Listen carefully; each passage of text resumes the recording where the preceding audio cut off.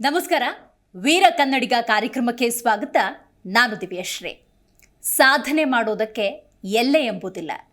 ಗುರು ಮತ್ತು ಗುರಿ ಸ್ಪಷ್ಟವಾಗಿದ್ದರೆ ಅಮೋಘ ಸಾಧನೆಯನ್ನು ಖಂಡಿತ ಮಾಡಬಹುದು. ಇವತ್ತು ನಮ್ಮ ಕಾರ್ಯಕ್ರಮದಲ್ಲಿ ಗುರು ಶಿಷ್ಯರ ಮಹಾ ಸಂಗಮ ಅಂತಾನೆ ಕರಿಬಹುದು. ಹೌದು, ಮೊದಲನೇದಾಗಿ ನಮ್ಮ ಕಾರ್ಯಕ್ರಮದಲ್ಲಿ ಶಿಕ್ಷಕರಾಗಿರುವಂಥ ಮಹಂತೇಶ ಛಲವಾದಿಯವರಿದ್ದಾರೆ. ಸರ್, ಕಾರ್ಯಕ್ರಮಕ್ಕೆ ಸ್ವಾಗತ. ನಮಸ್ತೆ. ಇವರ ಶಿಷ್ಯರಾಗಿರುವಂತಹ ಡಾಕ್ಟರ್ ಶಿವರಾಜ್ ಅವರಿದ್ದಾರೆ. ಕಾರ್ಯಕ್ರಮಕ್ಕೆ ನಮಸ್ಕಾರ. ಇನ್ನು ನಮ್ಮ ಕಾರ್ಯಕ್ರಮದಲ್ಲಿ ಡಾಕ್ಟರ್ ಸಂಜನಾ ಇದ್ದಾರೆ. ನಮಸ್ತೆ ಮೇಡಮ್. ರೈಟ್. ಇವತ್ತು ನಮ್ಮ ಕಾರ್ಯಕ್ರಮದಲ್ಲಿ ಆಗಲೇ ಹೇಳಿದಾಗೆ ಗುರು ಶಿಷ್ಯರ ಮಹಾ ಸಂಗಮ ಆಗ್ತಾ ಇದೆ. ಯಾವ ಕಾರಣಕ್ಕೆ ಇದು ಮಹಾ ಸಂಗಮ ಅದನ್ನು ಗುರುಗಳ ಬಾಯಿಂದನೇ ಕೇಳೋಣ. ಸರ್, ಇವತ್ತು ಪುಟ್ಟ ಪುಟ್ಟ ಮಕ್ಕಳು ಡಾಕ್ಟರ್ ಶಿವರಾಜ್, ಡಾಕ್ಟರ್ ಸಂಜನಾ ಅಂತ ಕರೆಸ್ಕೊಳ್ತಿದ್ದಾರೆ. ಅದರಲ್ಲಿ ಪ್ರಮುಖ ಪಾತ್ರ ನಿಮ್ಮದೇ ಆಗಿದೆ. ಈ ಮಕ್ಕಳು ಹ್ಯಾಕ್ ಸಿಕ್ಕರು, ಇವರ ವಿದ್ಯಾಭ್ಯಾಸ, ಇವರ ಸಾಧನೆ, ಇದರ ಬಗ್ಗೆ ನಿಮ್ಮ ಮಾತೇನು ಅಂತ? ಮೇಡಮ್, ನನ್ನ ಹೆಸರು ಮಹಂತೇಶ್ ಅಂತೇಳಿ. ನಾನೊಬ್ಬ ಟೀಚರ್ ಮ್ಯಾಮ್. ಒಂದು ಪ್ರೈವೇಟ್ ಸ್ಕೂಲಲ್ಲಿ ನಾನು ಟೀಚರಾಗಿ ವರ್ಕ್ ಮಾಡ್ತಾ ಇದ್ದೆ ಮ್ಯಾಮ್. 2019ರಲ್ಲಿ ಕೋವಿಡ್ ಬಂದಾದಮೇಲೆ ಅಲ್ಲಿ ಭಾಳಷ್ಟು ಜನ ತಂದೆಯನ್ನು ತಾಯಿನ ಕಳ್ಕೊಂಡಂಥವ್ರನ್ನ ಭಾಳಷ್ಟು ಜನ ಟಿ ವಿಯಲ್ಲಿ ನೋಡ್ತಾ ಇದ್ದೆ ಮ್ಯಾಮ್. ಇನ್ನು ನಾವು ಅಂಥ ತಂದೆಯನ್ನು ತಾಯಿನ ಕಳ್ಕೊಂಡಂಥ ಮಕ್ಕಳಿಗೋಸ್ಕರ ಏನಾದರೂ ಒಂದು ಹೊಸದಾಗಿ ಸಹಾಯಕ್ಕೆ ನಿಲ್ಬೇಕಲ್ಲ ಅಂತಂದಾಗ ನಾನು ಆರ್ಥಿಕ ಪರಿಸ್ಥಿತಿಯಾಗಿ ಅಷ್ಟು ಬಲಿಷ್ಠನಿಲ್ಲ.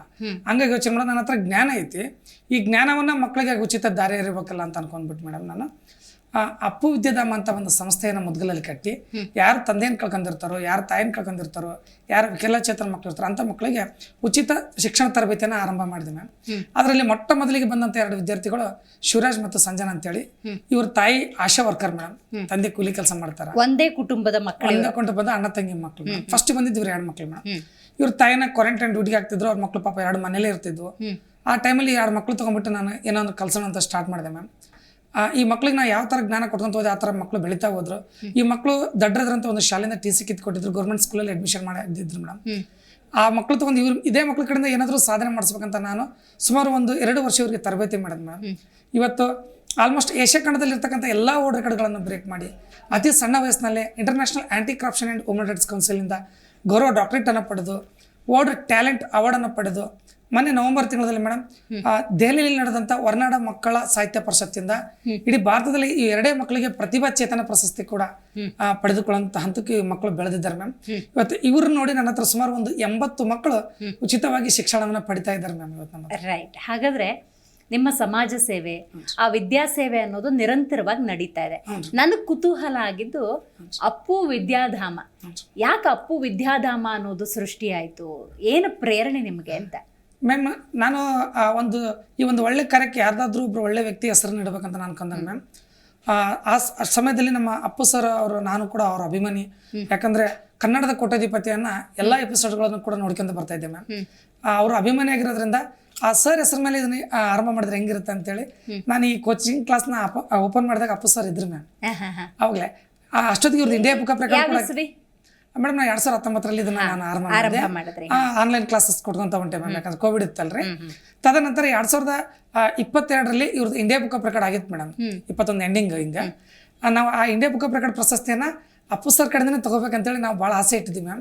ಬಟ್ ಆ ಪ್ರಶಸ್ತಿ ನಮ್ಮ ಕೈಗೆ ಬಂದು ಸೇರಿ 2 ದಿನ ಆಗಿತ್ತು ಮ್ಯಾಮ್. ಅಪ್ಪು ಸರ್ ನಮ್ಮನ್ನ ಅಗಲಿ ಹೋದ್ರು. ಬಟ್ ಅವರು ಕರ್ನಾಟಕದ ಪ್ರತಿಯೊಬ್ಬ ಜನರ ಮನಸ್ಸಲ್ಲಿ ಇದ್ದಾರೆ ಅಂತೇಳಿ ಅವ್ರನ್ನ ಒಂದು ಪೂಜ್ಯ ಮನೋಭಾವನೆಯಿಂದ ಇಟ್ಕೊಂಡು ಇವತ್ತು ನಾನು ಅಪ್ಪು ವಿದ್ಯಾಧಾಮ ಅಂತ ಒಂದು ಸಂಸ್ಥೆನ ಕಟ್ಟಿದೆ ಮ್ಯಾಮ್. ಇವತ್ತು ನಾಡಿನ ಸುತ್ತಲಿಂದ ಮಕ್ಕಳು ಬಂದು ನಮ್ಮಲ್ಲಿ ಕಲಿತಾ ಇದ್ದಾರೆ ಮ್ಯಾಮ್. ಇವತ್ತು ಇಡೀ ಏಷ್ಯಾ ಖಂಡದಲ್ಲಿ ಇರ್ತಕ್ಕಂಥ ಎಲ್ಲ ಪ್ರಶಸ್ತಿಗಳನ್ನ ಇವತ್ತು ನಮ್ಮ ಅಪ್ಪು ವಿದ್ಯಾಧಾಮದ ಮಕ್ಕಳು ಪಡೆದಿದ್ದೇವೆ ಅಂದ್ರೆ ಇದಕ್ಕೆ ನನ್ನ ಪರಿಶ್ರಮ ಅನ್ನೋದಕ್ಕಿಂತ ಈ ಮಕ್ಕಳ ಒಂದು ಕಠಿಣವಾದ ಒಂದು ಶಿಕ್ಷಣದ ತರಬೇತಿ ಮ್ಯಾಮ್, ಮತ್ತು ಅಪ್ಪು ಸರ್ ಅವರ ಆಶೀರ್ವಾದ ಮೇಡಮ್, ಮತ್ತು ಕರ್ನಾಟಕ ಜನತೆಯ ಆಶೀರ್ವಾದ ಮ್ಯಾಮ್. ರೈಟ್. ಮಾತಾಡ್ತೀನಿ ನಿಮ್ಮ ಜೊತೆ. ಅದಕ್ಕೂ ಮುಂಚೆ ಡಾಕ್ಟರ್ ಶಿವರಾಜ್ ಅವ್ರ ಹತ್ರ ಮಾತಾಡೋಣ. ಈ ಸಾಧನೆ, ಪ್ರಶಸ್ತಿ, ಮೆಡಲ್ಸ್ ಎಲ್ಲ ನೋಡಿದಾಗ ಏನು ಅನ್ಸುತ್ತೆ ಶಿವರಾಜ್ಗೆ? ಖುಷಿ ಆಗುತ್ತೆ ಭಾಳ. ಗುರುಗಳು ಹೇಗೆ ನಿಮಗೆ ಟ್ರೈನ್ ಮಾಡ್ತಾರೆ, ತರಬೇತಿ ಹೆಂಗೆ ಕೊಡ್ತಾರೆ? ಬೆಳಗ್ಗೆ 6 ಗಂಟೆಲಿಂದ ಸಾಯಂಕಾಲ ರಾತ್ರಿ 12:30 ತನಕ ಕಲಿಸ್ತಾರೆ. ಹೌದಾ? ಖುಷಿಯಿಂದ ಕಲ್ತೀರಿ? ಹೆಂಗೆ? ಖುಷಿಯಿಂದ ಕಲಿಸ್ತಾರೆ. ಈಗ ಗೊತ್ತಿಲ್ಲ ಅಂದ್ರೆ ತಿಳಿಸಿ ಕಲಿಸ್ತಾರೆ. ಆಟಕ್ಕೆಲ್ಲ ಟೈಮ್ ಕೊಡ್ತಾರ ಸರ್? ಕೊಡ್ತಾರೆ. 4 ಗಂಟೆಲಿಂದ ರೀ 6 ಗಂಟೆ ಮಟ್ಟ ಕೊಡ್ತಾರೆ. ಮನೇಲಿ ಅಮ್ಮ ಈ ಥರ ಮೆಡಲ್ಸ್ ಎಲ್ಲ ನೋಡಿದಾಗ ಏನಂತ ಹೇಳ್ತಾರೆ? ಬಹಳ ಖುಷಿಯಾಗಿದೆ ಅಂತೇಳಿ. ನೆಕ್ಸ್ಟ್ ಏನು ಗುರಿ ಇಟ್ಕೊಂಡಿದ್ದಾರೆ ಡಾಕ್ಟರ್ ಶಿವರಾಜ್? ಏನು ಗುರಿ? IAS. IAS ಮಾಡ್ಬೇಕಂತನಾ? ಏನು what is the full form of IAS? Indian administrative service.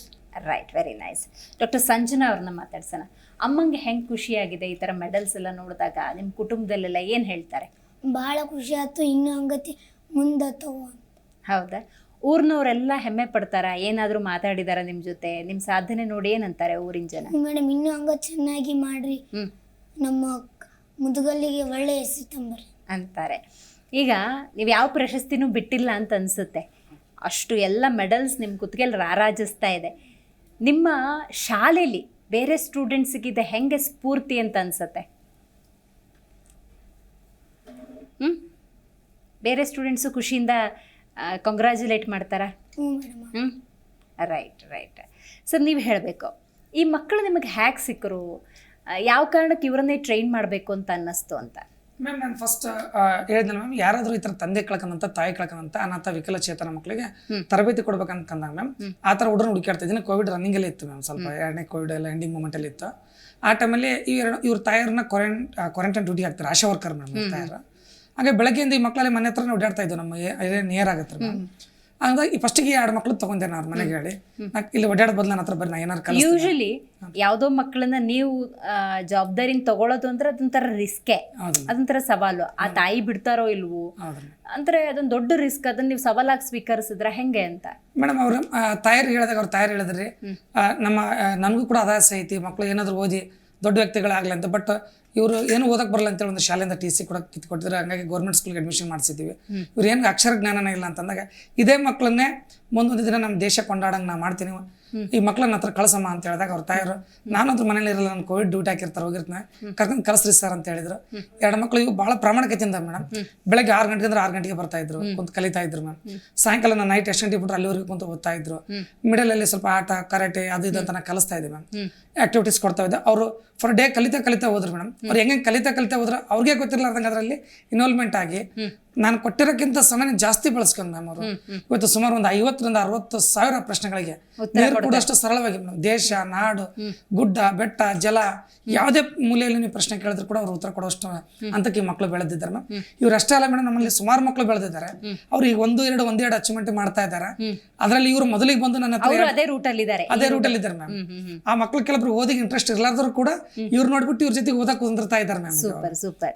ಈಗ ನೀವು ಪುನೀತ್ ರಾಜ್ಕುಮಾರ್ ಅವ್ರ ಬಗ್ಗೆ ಹೇಳ್ತಾ ಇದ್ರಿ. ಅವರ ಸಿನಿಮಾಗಳನ್ನು ನೋಡಿ ನೀವು ಅಭಿಮಾನಿ ಆದ್ರ ಅಥವಾ ಅವರ ಸಮಾಜ ಸೇವೆ ನೋಡಿ ಅಭಿಮಾನಿ ಆದ್ರ ಹೆಂಗೆ ಅಂತ?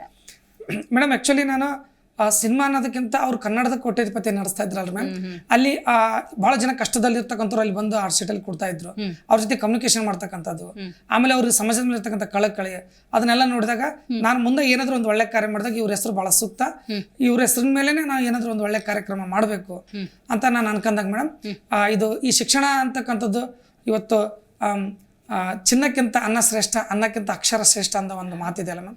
ಹಾಗಾಗಿ ಇದು ಅಕ್ಷರನ ಭಾಳ ಶ್ರೇಷ್ಠವಾದದ್ದು. ಈ ಶಿಕ್ಷಣ ಕೊಡುವಂಥ ಒಂದು ಕಾರ್ಯಕ್ರಮ ಇವತ್ತು ಹಮ್ಮಿಕೊಂಡು ಇಡೀ ನಮ್ಮ ಮುದ್ಗಲ್ ಜನತೆ ಎಲ್ಲರೂ ಸಪೋರ್ಟ್ ಮಾಡಿದ್ದಾರೆ ಮೇಡಮ್. ಪ್ರತಿಯೊಬ್ಬರು ಕೂಡ ನಮಗೆ ಸಪೋರ್ಟ್ ಮಾಡಿದ್ದಾರೆ.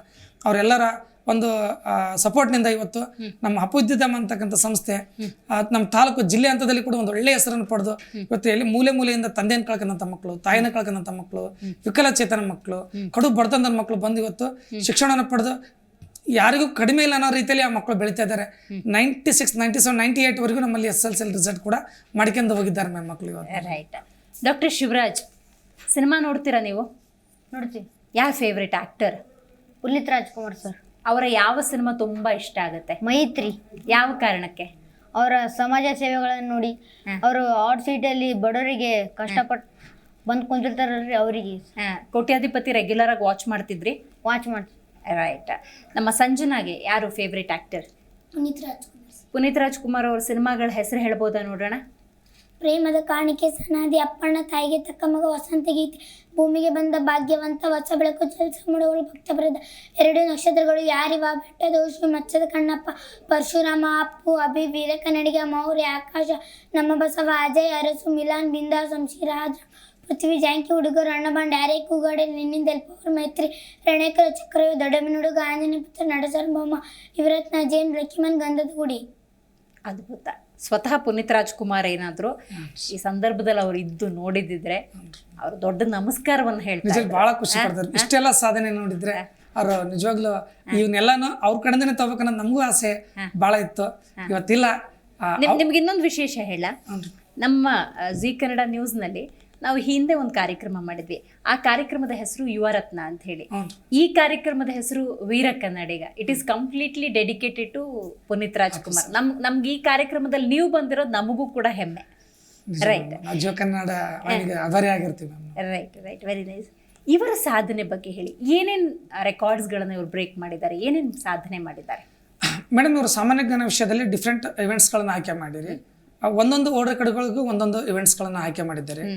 ಅದರಲ್ಲಿ ಇವರು ಸಾಧನೆ India book of record, 4 India book of record, 2 Asian book of record, champion world record, Nobel world record, world talent award, wonder book of record, ಈ ಥರ ಹಲವಾರು ವರ್ಲ್ಡ್ ರೆಕಾರ್ಡ್ಗಳನ್ನು ಮಾಡಿ ನ್ಯಾಷನಲ್ ಅವಾರ್ಡ್ಗಳನ್ನು ಪಡೆದು, ಮತ್ತು ಅತಿ ಸಣ್ಣ ವಯಸ್ಸಿನಲ್ಲಿ ಗೌರವ ಡಾಕ್ಟರೇಟನ್ನು ಪಡೆದಿರ್ತಕ್ಕಂಥ ಈ ಮಕ್ಕಳು ಮೇಡಮ್, ಇವರು ನಾಡು ನುಡಿ ದೇಶ ಪ್ರಪಂಚ ಗುಡ್ಡ ಗಾಡು ಬೆಟ್ಟ ನದಿ, ಕವಿಗಳು ಸಾಹಿತಿಗಳು ವಚನಕಾರರು ಇಸ್ವಿಗಳು ಪ್ರಮುಖ ವ್ಯಕ್ತಿಗಳು, ಅವರ ಬಿರುದುಗಳು, ಅವರ ಹೇಳಿಕೆಗಳು, ಯಾವುದೇ ಮೂಲೆಯಲ್ಲಿ ನೀವು ಏನೇ ಪ್ರಶ್ನೆ ಕೇಳಿದ್ರು ಕೂಡ ಇವರು ಉತ್ತರ ಮಾಡೋ ಒಂದು ಹಂತದಲ್ಲಿ ಬೆಳೆದಿದ್ದಾರೆ ಮ್ಯಾಮ್.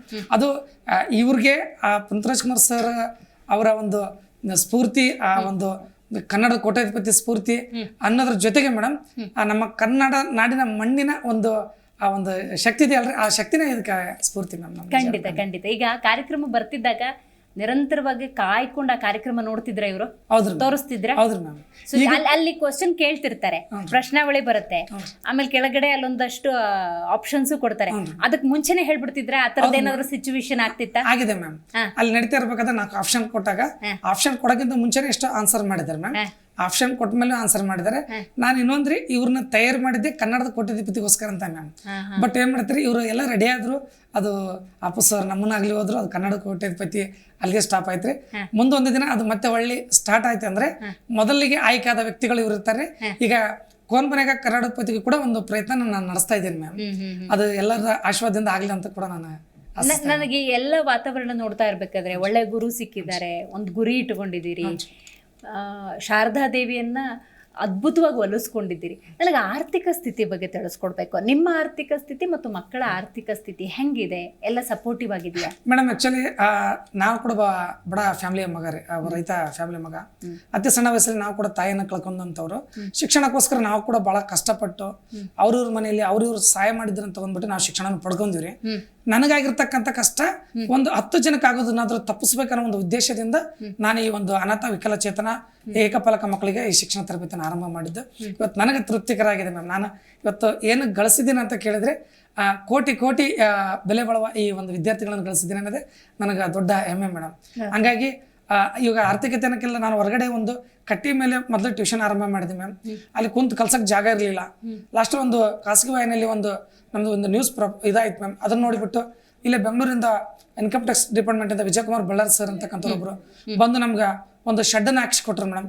ಆ ಶೆಡ್ಡಲ್ಲೇ ಇವತ್ತು ಮಕ್ಕಳು ಸುಸಜ್ಜಿತವಾಗಿ ಶಿಕ್ಷಣವನ್ನ ಪಡಿತಾ ಇದ್ದಾರೆ ಮ್ಯಾಮ್. ಇನ್ನು ಮುಂದಿನ ದಿನಮಾನಗಳಲ್ಲಿ ನಮ್ಮ ಕರ್ನಾಟಕ ಸರ್ಕಾರ ಈ ಮಕ್ಕಳಿಗೆ ಯಾವ್ದಾದ್ರು ಒಂದು ಸರ್ಕಾರದಿಂದ ಪ್ರಶಸ್ತಿಯನ್ನು ಕೊಟ್ಟು ನಮಗೆ ಒಂದು ಆರ್ಥಿಕ ಬೆನ್ನೆಲುಬಾಗಿ ನಿಂತರೆ ನಮ್ಮ ಕರ್ನಾಟಕದಲ್ಲಿ ಇರ್ತಕ್ಕಂಥ ಎಷ್ಟೋ ಅನಾಥ ಏಕಪಾಲಕ ಮಕ್ಕಳಿಗೆ ಉಚಿತ ಶಿಕ್ಷಣವನ್ನು ಕೊಟ್ಟು ರಾಜ್ಯ ರಾಷ್ಟ್ರ ಮಟ್ಟದಲ್ಲಿ ಮಕ್ಕಳನ್ನ ನಾನು 100ಕ್ಕೆ 100 ಬೆಳೆಸ್ತೀನಿ ಅಂತ ಒಂದು ಭರವಸೆನ ನಾನು ಈ ಸಂದರ್ಭದಲ್ಲಿ ಕೊಡ್ತೀನಿ ma'am. Right right. Doctor Sanjana ಅವರು, ಮುಂದಿನ ಗುರಿ ಏನು ಅನ್ಕೊಂಡಿದ್ದೀರಿ? ದೊಡ್ಡೋಳಾದ್ಮೇಲೆ ಏನಾಗಬೇಕು ಅಂತ? IAS. ಇದನ್ನು ಸರೇ ಹೇಳಿದ್ರೆ ಅಥವಾ ನಿಮಗೆ ಫೀಲ್ ಆಯ್ತಾ IAS ಆಗಬೇಕು ಅಂತ? ನಮಗೆ ಫೀಲ್ ಆಯ್ತು. IAS ರೋಲ್ಸು ಅವ್ರದ್ದು ಏನು ಕೆಲಸ ಮಾಡ್ತಾರೆ, ಏನಾದರೂ ಐಡಿಯಾ ಇದೆಯಾ? ಸಮಾಜ ಸೇವೆ ಮಾಡಬೇಕು ಮಿಸ್. ದೇಶ ರಕ್ಷಣೆ. Okay, no problem. ರೈಟ್. ಇವ್ರಿಗೆ ಸಿಕ್ಕಿರುವಂತಹ ಗೌರವ ಸನ್ಮಾನ ಇದರ ಬಗ್ಗೆ ತಿಳಿಸ್ಕೊಡ್ಬೋದಾ? ಮೇಡಮ್, ನಮ್ಮ ಈ ಪ್ರಶಸ್ತಿಗಳಾದ್ಮೇಲೆ ನಮ್ಮ ಊರಲ್ಲಿ ಗುರು ಹಿರಿಯರು, ಮಾಧ್ಯಮ ಮಿತ್ರರು ಎಲ್ಲರ ಕಡೆಯಿಂದ ಒಳ್ಳೆ ಒಂದು ರೆಸ್ಪಾನ್ಸ್ ನಮಗೆ ಸಿಕ್ಕಿದೆ ಮ್ಯಾಮ್. ಮತ್ತೆ ಹಳ್ಳಿಯಲ್ಲಿ ಒಂದು ಜಾತ್ರೆಗಳಿದ್ದಲ್ಲಿ ಈ ಮಕ್ಳಿಗೆ ಕರೆಸಿ ಸನ್ಮಾನ ಮಾಡಿ ಅಲ್ಲಿರ್ತಕ್ಕಂಥ ಗ್ರಾಮೀಣ ಮಕ್ಕಳಿಗೆ ಈ ಮಕ್ಕಳನ್ನ ತೋರಿಸಿ, ನೋಡ್ರಿ ಇವತ್ತು ಇಂಥ ಬಡತನದಲ್ಲಿ ಮಕ್ಕಳು ಇಷ್ಟೆಲ್ಲ ಸಾಧನೆ ಮಾಡಿ ಇವತ್ತೆಲ್ಲ ಇಷ್ಟೆಲ್ಲ ಬೆಳೆದಿದ್ದಾರಂತೆ ಅಂತೇಳಿ ಆ ಮಕ್ಳಿಗೆ ತೋರಿಸಿ ಅವ್ರು ನೋಡಿ ಎಷ್ಟೋ ಮಕ್ಕಳು ಇವತ್ತು ಕಲಿತಾ ಇದ್ದಾರೆ ಮ್ಯಾಮ್. ಬೇರೆ ಬೇರೆ ಕಡೆಯಿಂದ ನನಗೆ ಪೇರೆಂಟ್ಸ್ ಕಾಲ್ ಮಾಡಿ, ಸರ್ ನಿಮ್ಮ ಮಕ್ಕಳದ್ದು ವಿಡಿಯೋ ತೋರಿಸಿದೆ ಸರ್, ಅದು ನೋಡ್ಬಿಟ್ಟು ನಮ್ಮ ಮಕ್ಕಳು ಇವತ್ತು ಫೋನ್ ಬಿಡ್ತಾ ಇದ್ದಾರಾ, ಟಿವಿ ನೋಡೋದು ಬಿಡ್ತಿದ್ದಾರಾ, ಓದ್ತಿದ್ದ ನಾನು ಸಂಜೆ ನಂತರ ಆಗ್ತೀನಿ, ನಾನು ಶಿವರಾಜ್ ನಂತರ ಆಗ್ತೀನಿ ಅಂತ ಹೇಳ್ತಿದ್ದಾರೆ ಸರ್. 1-2 ನಿಮಿಷ ನಮ್ಮ ಮಕ್ಕಳ ಜೊತೆ ಮಾತಾಡ್ತದ. ಮಕ್ಕಳ ಜೊತೆ ಮಾತಾಡಿದಾಗ ಅವರು ಹೇಳ್ದು ಒಂದೇ ರೀ, ಸರ್ ನಮ್ಗೆ ಒಳ್ಳೆ ಹ್ಯಾಬಿಟ್ ಅಂದ್ರೆ ಪುಸ್ತಕ ಅಂತ ನಮ್ಗೆ ಈಗ ಗೊತ್ತಾಗೈತೆ ಅಂತೇಳಿ. ನಿಜವಾಗ್ಲೂ ಇವತ್ತು ಎಷ್ಟೋ ಜನ ತಾಯಂದಿರು ಮಕ್ಕಳು ಫೋನಲ್ಲಿ ಪಬ್ಜಿ ಅಂತ ಆಗಿರ್ಬೋದು, ಇನ್ನೊಂದು ಗೇಮ್ಸ್ಗಳಾಗಿರ್ಬೋದು, ಟಿವಿ ಅಂತ ಹೇಳ್ಬಿಟ್ಟು ಅವ್ರ ಮಕ್ಕಳು ತಮ್ಮ ಲೈಫ್ನ ಇದು ಮಾಡ್ತಾ ಇದ್ದಾರೆ. ಬಟ್ ಇವ್ರನ್ನ ನೋಡಿದಾಗ ಎಷ್ಟೋ ಮಕ್ಕಳು ಬದಲಾಗಿದ್ದಾರೆ ಮ್ಯಾಮ್. ಅದು ನನಗೆ ಬಹಳ ಖುಷಿ ತಂದಿರ್ತಕ್ಕಂಥ ವಿಷಯ. ಯಾಕಂದ್ರೆ ಒಬ್ಬ ಮಂತೇಶ 2 ಮಕ್ಕಳು ರೆಡಿ ಮಾಡಿದ್ರೆ ಈ 2 ಮಕ್ಕಳು 100 ಮಕ್ಕಳು ಬದಲಾಗಿದ್ದಾವ. ಇವತ್ತು ಈ ಪ್ರಸಾರ ಆಗ್ತಕ್ಕಂಥ ಈ ಒಂದು ನ್ಯೂಸ್ ನಮ್ಮ ಕರ್ನಾಟಕದಲ್ಲಿ ಒಂದು 1000 ಮಕ್ಕಳಿಗೆ ಆದ್ರೂ ಇದು ಸ್ಫೂರ್ತಿ ಆಗ್ಬೇಕು. ಆ ಮಕ್ಕಳು ಕೂಡ ಭೂಮಿ ಮೇಲೆ ಹುಟ್ಟಿರ್ತಕ್ಕಂಥ ಯಾವ ಒಂದು ಮಗುನು ಕೂಡ ದಡ್ಡ ಅಲ್ಲ. ಅವನಲ್ಲಿ ಯಾವ್ದಾದ್ರು ಒಂದು ಆಕ್ಟಿವಿಟೀಸ್ ಇದ್ದೇ ಇರುತ್ತೆ ಮೇಡಮ್. ಅದು ಕ್ರೀಡೆ ಆಗ್ಬೋದು, ಸಾಂಗ್ ಆಗ್ಬೋದು, ಡ್ಯಾನ್ಸ್ ಆಗ್ಬೋದು, ಆಂಕರಿಂಗ್ ಆಗ್ಬೋದು, ಶಿಕ್ಷಣ ಆಗ್ಬೋದು, ಅದು ಎಲ್ಲಾನು ಒಂಥರ ಶಿಕ್ಷಣನೇ.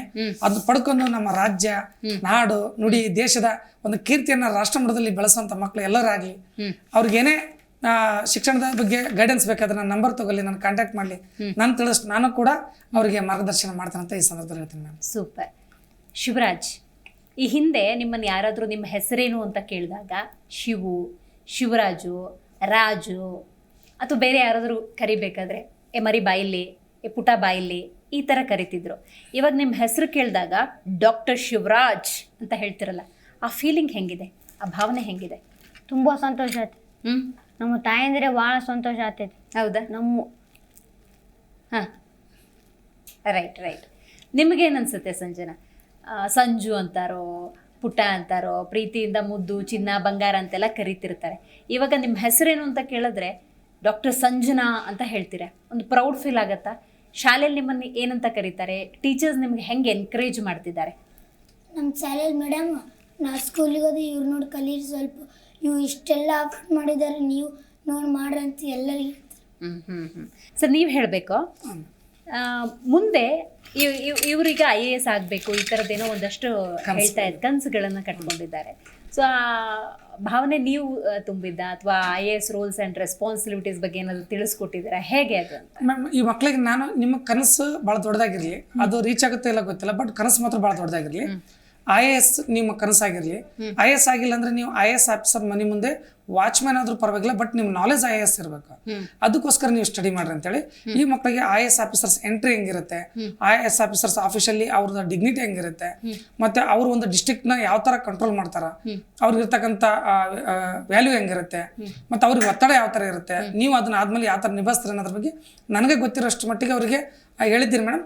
ಕೆಲವೊಂದು ಸಾರಿ ಕೆಲವೊಂದು ಆಫೀಸ್ಗಳಿಗೂ ಕೂಡ ಅವ್ರಿಗೆ ಕರ್ಕೊಂಡೋಗಿ ವಾಸ್ತವವಾಗಿ ಈ ಥರ ಇರುತ್ತಾ ನೋಡ್ರಿ, ನೀವು ನಾಳೆ ಇದು ಕಷ್ಟಪಟ್ಟು ಓದಿದ್ರೆ ನೀವು ಈ ಥರ ಇರ್ಬೋದು ಅಂತೇಳಿ ಅವ್ರಿಗೆ ವಾಸ್ತವ್ಯ ಕೂಡ ನಾನು ತೋರಿಸಿದ್ದೀನಿ ಮ್ಯಾಮ್. DYSP ಆಫೀಸ್ಗೆ ಕರ್ಕೊಂಡು ಹೋಗಿದ್ದೆ ಸರ್ ಲಿಂಗ್ಸರಲ್ಲಿ. ನಮ್ಮ DYSP ಆಫೀಸರ್ SS ಉಲ್ಲೂರ್ ಸರ್ ಅಂತಿದ್ರು. ಅವ್ರು ಭಾಳ ಖುಷಿಪಟ್ಟು ಈ ಮಕ್ಕಳಿಗೆ ನೀವು ಇದಕ್ಕಿಂತ ದೊಡ್ಡ ಸ್ಥಾನಕ್ಕೆ ಹೋಗ್ತೀರಿ, ಇವತ್ತು ಫಸ್ಟ್ ಟೈಮ್ ನಾನು ನೋಡಿದ್ದು ಈ ಥರ ನೋಡ್ಬೇಕಂತ ಮಕ್ಕಳು ಆಸೆಪಟ್ಟು ಬಂದಿರೋದು ಅಂತೇಳಿ ಅವರು ಸಪೋರ್ಟ್ ಮಾಡಿದ್ರು ಮ್ಯಾಮ್. ಈ ಥರ ಮಕ್ಕಳಿಗೆ ಕನಸು ಕಾಣಿಸೋದ್ರ ಜೊತೆಗೆ ಆ ಕನಸು ಹಿಂಗೆ ಇರುತ್ತಂತ ತೋರಿಸುವಂಥ ಪ್ರಯತ್ನ ಕೂಡ ನಾನು ಮಾಡ್ತಾ ಇದ್ದೀನಿ, ಪ್ರಾಯೋಗಿಕವಾಗಿ ತೋರಿಸ್ತಾ ಇದ್ದೀನಿ. ಮತ್ತೆ ಅದಕ್ಕೆ ಸಂಬಂಧಪಟ್ಟಂಗೆ ಇವ್ರಿಗೆ ಯಾವ ಸಬ್ಜೆಕ್ಟ್ ನಲ್ಲಿ ನಾಲೆಜ್ ಕೊಟ್ಟರೆ ಈ ಮಕ್ಕಳು ಅಲ್ಲಿ ರೀಚ್ ಆಗ್ತಾರ ಅಂತೇಳಿ ಸೈನ್ಸ್, ಮ್ಯಾಥ್ಸ್, ಇಂಗ್ಲಿಷ್ ಮೇಡಮ್ ಜಾಸ್ತಿ ಫೋಕಸ್ ಮಾಡಿ ಮೆಂಟಲ್ ಅಬಿಲಿಟಿ ಆಗಿರ್ಬೋದು, ಅದ್ರ ಜೊತೆಗೆ ನಾಡು, ನುಡಿ, ದೇಶದ ಬಗ್ಗೆ ಮಾಹಿತಿ ಆಗಿರ್ಬೋದು ಮೇಡಮ್. ಸಣ್ಣ ಸಣ್ಣ ಪ್ರಮಾಣದಲ್ಲಿ ಇವ್ರು ತುಂಬ್ತಾ ಹೋದೆ. ಇವ್ರು ಅದನ್ನ ಎಷ್ಟರ ಮಟ್ಟಿಗೆ ತೊಗೊಂಡ್ಬಿಟ್ರು ಅಂದ್ರೆ ಮ್ಯಾಮ್, ಏನೇ ಕೊಟ್ರು ಇವತ್ತು ಅವ್ರು SSLC ಸಂಬಂಧಪಟ್ಟ ಪ್ರಶ್ನೆ ಉತ್ತರ ಕೇಳಿದ್ರು ಕೂಡ ಹೇಳ್ತಾರೆ ಮ್ಯಾಮ್. ಆ ಹಂತಕ್ಕೆ ಇವರು ಇವತ್ತು ಬೆಳೆದಿರ್ತಕ್ಕಂಥದ್ದು. ಇವ್ರು ನೋಡಿ ಇನ್ನು ಉಳಿದಂತ ಎಲ್ಲ ಮಕ್ಕಳು ಹಿಂಗೆ ಬೆಳೆದಿದ್ದಾರೆ ನಮ್ಮಲ್ಲಿ. ಅದು ನಮ್ಗೆ ಬಹಳ ಖುಷಿ ತಂದಿರತಕ್ಕಂಥ ವಿಷಯ ಮ್ಯಾಮ್. ನೀವು ಹೇಗೆ ಕೋಚಿಂಗ್ ಕೊಡ್ತೀರಿ ಅಂತ ನನಗೆ ಬೆಳಗ್ಗೆ 6 ಗಂಟೆಯಿಂದ ರಾತ್ರಿ 10 ಅಂತಂದ್ರು ಅವ್ರು ಆ ವೇಳಾಪಟ್ಟಿನ ಹೆಂಗೆ ನೀವು ಪ್ಲಾನ್ ಮಾಡ್ಕೊಂಡಿದ್ದೀರಿ? ಮೇಡಮ್, ಫಸ್ಟ್ ಅವ್ರು ಎದ್ದ ತಕ್ಷಣನೇ ನಿಮ್ಗೆ ಇವತ್ತು ಏನು ಇಷ್ಟ, ಡ್ಯಾನ್ಸ್ ಮಾಡ್ತೀರಾ, ಓಕೆ, ಸಾಂಗ್ ಹಚ್ಬಿಟ್ಟು ಡ್ಯಾನ್ಸ್ ಮಾಡಕ್ ಬಿಡ್ತೇನೆ. ಆಟ ಆಡ್ತೀರಾ, ಆಟ ಆಡಕ್ ಬಿಟ್ಬಿಡ್ತೀನಿ. ಇಲ್ಲ ಆಟ ಆಡ್ತೀರಾ, ಆಟ ಆಡಕ್ ಬಿಟ್ಬಿಡ್ತೀನಿ. ಅಥವಾ ಯಾವ್ದಾದ್ರು ಏನಾದ್ರು ಆಕ್ಟಿವಿಟಿ ಮಾಡಿಸ್ತಾರ, ಆ ಆಕ್ಟಿವಿಟೀಸ್ ಮಾಡಿಸ್ತೀನಿ ನಾನು. ಫಸ್ಟ್ ನಿಮಗೆ ಇಷ್ಟ ಏನೈತೆ ಅದನ್ನ ನಾನು ಮಾಡಿಸ್ತೀನಿ. ನನಗೆ ಯಾವ ಥರ ಇಷ್ಟ ಆಗುತ್ತೆ ಆ ಥರ ನೀವು ಕಲ್ತು ನನಗೆ ಒಪ್ಪಿಸ್ಬೇಕಂತ ಹೇಳಿದಾಗ ಹ್ಞೂ ಸರ್ ಮಾಡ್ತೀವಿ ಸರ್. ಬೆಳಗ್ಗೆ 6 ಗಂಟೆ ಎದ್ದು ಸರ್ 1 hour ನಾವು ಸ್ವಲ್ಪ ಆಟ ಆಡ್ತೀವಿ, ಕ್ರಿಕೆಟ್ ಆಡ್ತೀವಿ, ಖೋಖೋ ಆಡ್ತೀವಿ, ಆಡ್ರಿ ಅಂತ ಹೇಳ್ತೇನೆ ರೀ. ಕರೆಕ್ಟ್ ಬಂದ ತಕ್ಷಣ ಅವ್ರಿಗೆ ಬರೋದ್ರಾಗ ಎಲ್ಲ ವರ್ಕ್ ರೆಡಿ ಮಾಡಿ ಇಟ್ಟಿರ್ತೀನಿ. ಅದ್ರ ಬಗ್ಗೆ ಎಕ್ಸ್ಪ್ರೆಷನ್ ಕೊಡ್ತೀನಿ ಮ್ಯಾಮ್. ಅದನ್ನ ನೀಟಾಗಿ ಕಲಿತಾರೆ. ಅವ್ರಿಗೆ ಹೇಳ್ತೀನಿ ಇದನ್ನ ಒಪ್ಪಿಸಿದ್ರೆ ನಾಳೆ ನಿಮ್ಗೆ ಮತ್ತೆ ಸ್ಪೋರ್ಟ್ಸ್ ಇರ್ತಂದ್ರೆ ಅವ್ರ ಆ ಒಂದು ಸ್ಪೋರ್ಟ್ಸ್ ಮೇಲಿನ ಕ್ಯೂರಿಯಾಸಿಟಿಗೆ ನಾ ಹೇಳೋದಕ್ಕಿಂತ ಜಾಸ್ತಿ ಒಪ್ಪಿಸಿ ಒಂದು 10 ನಿಮಿಷ ಎಕ್ಸ್ಟ್ರಾ ಆಟ ಆಡೋ ಒಂದು ಸಮಯನ ಕೂಡ ತಗೊಂತಾರೆ. ಬಟ್ ಎಫರ್ಟ್ ಇದೆಯಲ್ಲ ಸರ್. ಈಗ ಒಂದ್ ಮಗುಗೆ 1 ಸತಿ ಹೇಳಿದ್ರೇನೆ ಅರ್ಥ ಆಗ್ಬೋದು, ಇನ್ನೊಂದು ಮಗುಗೆ 4 ಸತಿ ಹೇಳಬೇಕು. ಇವರ ಗ್ರಾಸ್ಪಿಂಗ್ ಪವರ್ ಹೆಂಗಿದೆ ಮೇಡಮ್? ಆ್ಯಕ್ಚುಲಿ ಇವರು ಒಂದು ಪ್ರೈವೇಟ್ ಸ್ಕೂಲಲ್ಲಿ ಅವ್ರ ತಾಯಿಯವರು ಏನೋ ನಮ್ಮ ಕಷ್ಟ ನಷ್ಟನ ಇರಲಿ, ಆ ಮಕ್ಕಳನ್ನು ಬೆಳೆಸೋಣ ಅಂತ ಹೇಳ್ಬಿಟ್ಟು ಆ ತಾಯಿಯವ್ರ ಜವಾಬ್ದಾರಿ ತಗೊಂಡು ಒಂದು ಪ್ರೈವೇಟ್ ಸ್ಕೂಲ್ ಹಾಕಿದಾಗ ಅಲ್ಲಿ ಅವ್ರು ಫೀ ಕಟ್ಟೋಕ್ಕೂ ಕೂಡ ಆಗದೆ ಇರ್ತಕ್ಕಂಥ ಪರಿಸ್ಥಿತಿ. ಯಾಕಂದ್ರೆ 3,000 ರೂಪಾಯಿ ಮೇಡಮ್ ಅವ್ರು ಇದು ಅದರಲ್ಲಿ ಎಲ್ಲಿಂದ ಇದು ಮಾಡ್ತಾರೆ. ಮತ್ತು ಈ ಮಕ್ಕಳು ಕೂಡ ಡೆವಲಪ್ಮೆಂಟ್ ಇಲ್ಲ ಅಂತ TC ಕಿತ್ತಿ ಕೊಟ್ಟಂಥ ಮಕ್ಕಳು ಇವ್ರನ್ನ ಗೌರ್ಮೆಂಟ್ ಸ್ಕೂಲ್ಗೆ ಹಾಕಿ ನಾನು ಇವ್ರನ್ನ ಇಂದ ಸ್ಟಾರ್ಟ್ ಮಾಡಿದೆ ಮ್ಯಾಮ್. ಅಲ್ಲಿಂದ ಸ್ಟಾರ್ಟ್ ಮಾಡಿದಾಗ ಇವ್ರಿಗೆ ಮೋಟಿವೇಶನ್ನೇ ಆ ಒಂದು ವರ್ಕಿಗೆ ಭಾಳ ಹೆಲ್ಪ್ ಆಯ್ತು ಮ್ಯಾಮ್. ಯಾವ ವಯಸ್ಸಲ್ಲಿ ಇವ್ರು ನಿಮಗೆ ಸಿಕ್ಕರು? ಈಗಿನ ವಯಸ್ಸೇನು? ಮೇಡಮ್ ಇವರು ನನಗೆ ಸಿಕ್ಕಾಗ ಸಂಜನಾ ಸೆಕೆಂಡ್ ಸ್ಟ್ಯಾಂಡರ್ಡ್ ಇದ್ದ ಮ್ಯಾಮ್, ಶಿವ್ ಥರ್ಡ್ ಸ್ಟ್ಯಾಂಡರ್ಡ್ ಇದ್ದ ಮ್ಯಾಮ್ ನನ್ನ ಹತ್ರ ಸಿಕ್ಕಾಗ. ಅದು 2019 ಮ್ಯಾಮ್. ಅಲ್ಲಿ ನಾವು ಏನು ಮಾಡಿದೆ, ಕೋವಿಡ್ ಇರೋದ್ರಿಂದ ಸ್ವಲ್ಪ ಆನ್ಲೈನ್ ಕ್ಲಾಸಸ್ಗಳನ್ನ ಕೊಟ್ಕೊಂತ ಹೋದೆ ಮ್ಯಾಮ್. ಹೆಂಗೆ ಕೋವಿಡ್ ಕಡಿಮೆ ಆಗ್ಕೊಂತ ಹೋಗ್ತು ಹಂಗೆ ಒಬ್ಬೊಬ್ಬರನ್ನ ತರಿಸಿ ಕ್ಲಾಸ್ನ ಕೊಟ್ಕೊಂತ ಹೋದೆ ಮ್ಯಾಮ್.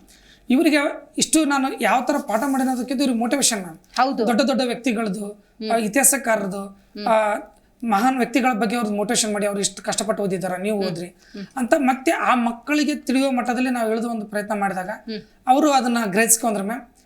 ಇವತ್ತು ಪ್ರತಿಯೊಂದು ಮಕ್ಕಳು ಕೂಡ ಎಷ್ಟೇ ದೊಡ್ಡ ಮಗು ಬಂದರೂ ಕೂಡ ನನ್ನ ಮಕ್ಕಳು ರೆಡಿ ಮಾಡಿ ಕೊಡ್ತಾರೆ ಅಂತೇಳಿ ನಾನು ಹೇಳ್ತೇನೆ ಮ್ಯಾಮ್.